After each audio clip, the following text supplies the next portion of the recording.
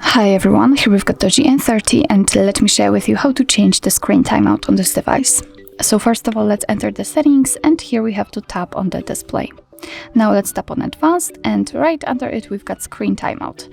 And as you can see here we've got some options from which we can choose. We can set either 15 or 30 seconds or 1, 2, 5, 10 or 30 minutes. What's more, we can set never, so it means that if you will choose this option your device will never black out. So all you have to do in order to change the screen timeout is to tap on the option you'd like to use. So I will pick for example 10 minutes and as you can see we just got back to the display options and it is notified right here that from now on, after 10 minutes of inactivity, this device will black out. So actually that's all. This is how to change the screen timeout in your DOOGEE N30. Thank you so much for watching. I hope that this video was helpful and if it was, please hit the subscribe button and leave the thumbs up.